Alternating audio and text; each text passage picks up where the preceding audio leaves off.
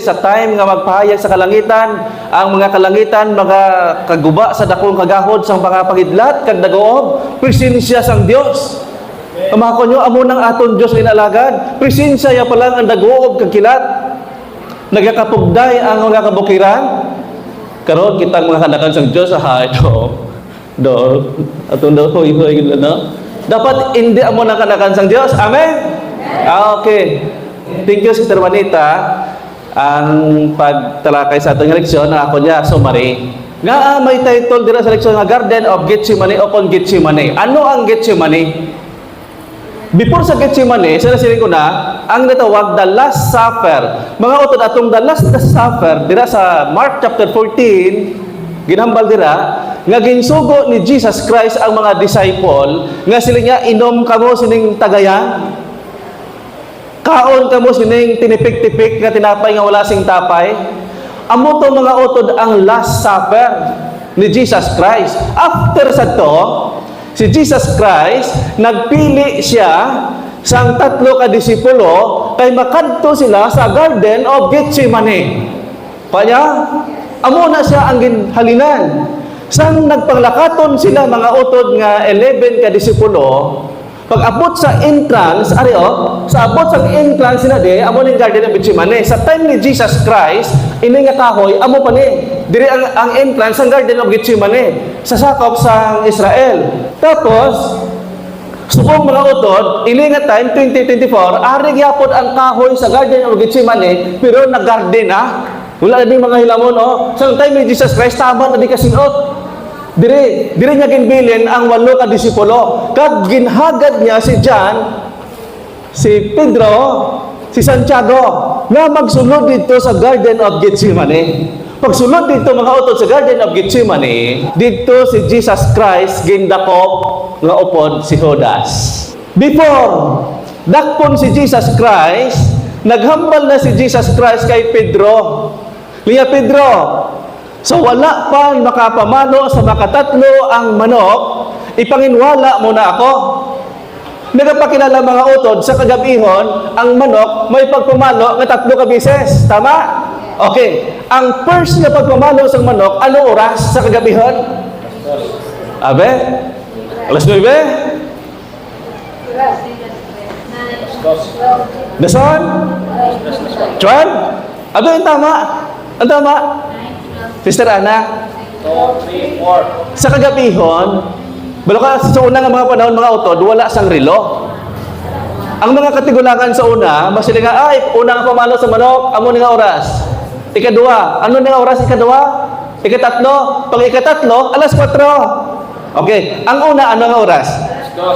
Alas 2. Sino na ang makasaysay ng tama? Ano oras ang first? 12? 12? O sige, palagay natin 12. Ang ikadua ano? Alas? Ano ang oras? Alas 2. Alas 2 man din. Alas 3. Pero mga utod ang buni. Pagpamalo sa manok, starting before 1. Buti nga, napasok sa alas 12. Okay. Ang ikadua, alas 2. Ang ikatatlo, alas 4. Every 2 hours. Okay. Mga utod ang muni.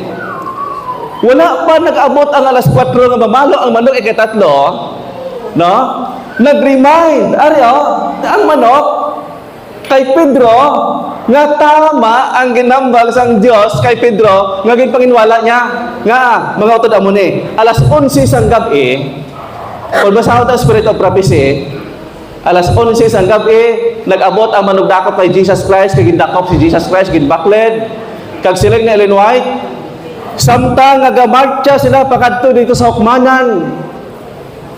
Halin sa alas 11 sang gabi, sila niya si Jesus Christ, doro na nga lagod, doro na nga kasakit yan agyan. Ginakastigo sa mga katawhan, nga upod ni Judas.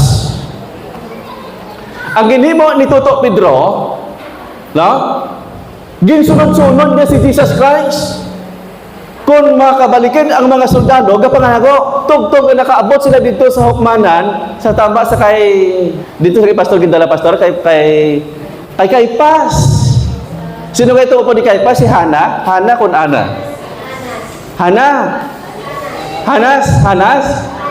Okay. Thank you, Sister Balsumo. Pag-abot dito sa hukmanan, si Pedro nagpanago kag iya ginalantaw kung anon nila ang iya nga master karon mga utod. So nagpanago si Pedro, pero ginpanginwala na niya ni Pedro. Pero gusto niya makita, masaksihan kung anong himuon ng mga sundalo nga nagdakop sa iya, gusto gid ni Pedro makita. Ang iya ginimo dito, nagpanago siya sa layo. Karon may mga babae nakakita siya dito. Niya, oy! Ikaw! Ara, oh! Niya, ikaw din! Sila isang mga babae niyo. Ikaw ang upod ni Jesus Christ. Ikaw. Tungod kay si Pedro, nahadlok man nga base kung igapuson man, kung sakiton man siya, pero silang nalinway, nasaksihan sa mata ni Pedro nga si Jesus Christ ginakastigo na pakadto dito mga utod sa hukmanan. Nahadlokan si Pedro, kag nagtama ang hambal ni Jesus Christ, nga paghambal sa mga babae nga ikaw upod niya, siling niya, hindi. Uy, kung kilala sa iya, hambalon mo ko yung upod ko na. Pero siya nang ginpili nga isa sa mga disipulo nga magkadto sa Garden of Gethsemane. Buti kung pinaka-paborito ni Jesus Christ ang tatlo nga mag-comfort siya dito sa Garden of Gethsemane nga samtang sa kapangamuyo. Mga utod, amo ini. Ari mga utod daw, balikan ta ni Anay. Ginsa-isa ni Mr. Juanita. Pero gusto ko lang i-present sa inyo.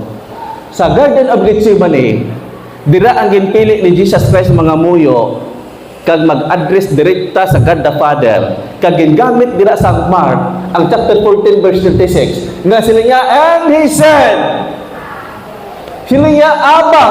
Magsiling kita nga Abba, naga-explikar ang diksyonaryo nga gingamit ina ni Jesus Christ ang natawag nga words nga Abba, kay may direct ina siya nga relasyon kay sa God the Father. Amo inang ina gingamit ni Paul, no? Nagapakilala, sina nga time, wala na ni paligoy-ligoy, kundi diretso na si Jesus Christ, nagaantos ang kasakit, naghambal, Abba! Kag sila niya, Father, niya all things, niya are possible for you. Niya wala sang, wala sang imposible sa imo. Sila niya, take this cup. Linya kon sa aton pa silunggo. Sila niya, please, ipailayo ini sa akon ang tagayan sa kasakit. Ginbasa ko ni sa Desire of Ages, sila nga pangamuyo, sila nilinway si Jesus Christ nagahibi.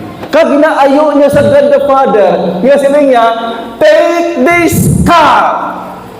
Magsilang kita nga cup, amo inisang tagayan o kung kasakit nga ginabomba siya nga wala sa comfort.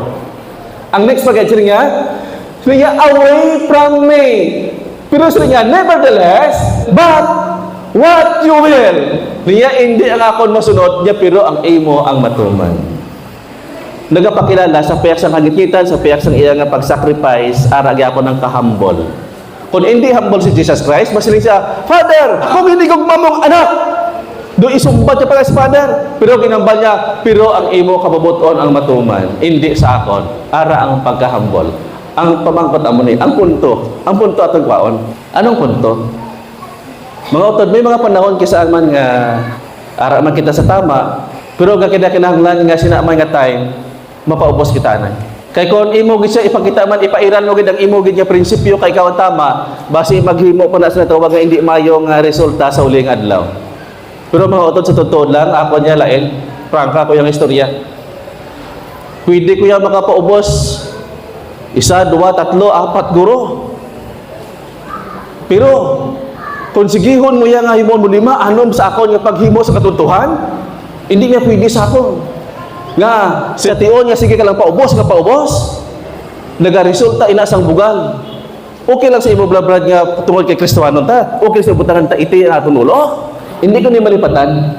Ang 685 sang Desire of Ages nga ginhambal dira mga utod, nga sila niya, ginsaysay na Ellen White, nga sila nga time, atong ginasakit siya, atong nagahibi siya, siling niya, pwede gid ni Jesus Christ bayaan atong kasakit. Hambal niya, pero hindi ipaulihi ang tanan kay Jesus Christ. Sila niya sa siling nga tion, pwede niya nga pahiran ang iyabalas ng luha. Kaya pabayaan ining kalibutan ka magbalik sa langit. Ang record? Kag siling niya, kag pabayaan ang mga katauhan nga mga makasasala o kung malinapason. Pero ang pamangkot nga dako amo ini, kung ginhimo ni Jesus Christ, kamusta kita? Why? Makita naton sa Edition of Ages 716 nga sa pagmeet ni Judas kag ni Jesus Christ, anong ibig si Jesus Christ? Kay siling niya mga utod amo ning natabo. Nakita ni Jesus Christ sa unahan nga si Judas masunog sa impierno. Buhi pa si Judas, siling ni Ellen White, nahukman na si Judas nga hindi na sa pwede magbago kundi nahukman na sang God the Father nga mag-abot ang time nga banahon si Judas kay sunugon sa impierno. Ginibian na sa daan ni Jesus Christ kay siya ang nagtraidor. Nga amo ni ang problema sa kalibutan subong nga panahon. Kag nga na-involved rin si Judas nga natakpan sang kaluwasan, abot man kita karon nga pagtakop ang kaluwasan. Tanan kita subject sang ginatawag hukman sang Dios nga matarong. Apang wala pa rin takop ang kaluwasan, ano ang ginhimo ni Satanas para kita upangan? Nga upangan ni Satanas ang atong kaluwasan, mga utod. Aryo, ang last. Siling sa Hebrew and Herald, page 59, siling niya si Satanas, wala agad nakaagom sa pagkapay na tawaron kag gugma sang Dios. Amo ining kabangdanan nga ginaupangan kay ni Satanas, tingwaon kay ni Satanas nga kita magkaroon sang problema. Nga wala siya nakaangkon sining kapatawaran nga kitaya puno sa bugay. Amen. Kag siya pa gid nya bangod wala gid siya naghimo sang matudtuod nga paghinulsol. Kwaon taning statement, wala siya naghimo sang matudtuod nga paghinulsol. Nagapakilala ang aplikasyon siniga karon sa aton sa iglesia. Open pa ang bugay. Ara pa si Jesus Christ sa Musuli Place, wala sa sala nga hindi mapatawad. Si Satanas, wala siya kaangkon sa kapatawaran, kay wala siya naghimo sa matudtuod nga paghinulsol. Karon, anong punto? Ang punto mo ito ni. Kita karon nga nagahulat sa second coming. Before second coming, matakop ang kaluwasan. Mga utod, siling niya, dapat, before the close of provision, dapat kita tanan makaangkon sa matudtuod nga paghinulsol. Ano klase nga paghinulsol? May paghinulsol pala nga imuon mo subong, ginuntatan mo, sunod adlaw liwaton. Hindi na sa mga utod pasok sa balaan nga espiritu sa uling adlaw, sukton inasang Dios, wala ka nang himo sa matutuod nga paghinulsol. Si Satanas, isa siya ka right hand, isa siya mga utod kataas posisyon sa langit. Pero gindeklarar sang prophecy nga wala siya naghimo sa matutuod nga paghinulsol. Amo tong kabangdanan kay wala siya naghimo sa matutuod nga paghinulsol, ginhulog sa diri mga utod sa kalibutan. Aton niya karon nga aplikasyon mo ni. Kung hindi ta paghimuon ang bagay nga patutuod nga paghinulsol, hindi naton ma-encounter ang pag-transform sang balaan nga espiritu nga himuon niya ikaw likeness of Christ. At dapat before the cross of provision, kita naulay na sang balaan nga espiritu nga kaangay-angay na kita ni Jesus Christ. Nahimo mo ina kay naghinulsol ka sang matudtuod nga paghinulsol. Pag nakita sang balaan nga espiritu nga naghimo ka, nag-exercise ka sang matudtuod nga paghinulsol, ang balaan nga espiritu magasulod, magapumport sa imo tag ipusoon, kag dugtungan niya iya ka nga ulayon, iya ka nga tudluan nga tubtob nga ikaw mga utod sa proseso makita ikaw nga ang dagway ni Jesus Christ ara nagakabuhi nimo. Amen. Amo ning aton nga leksyon sini nga aga mga utod natapos aton leksyon.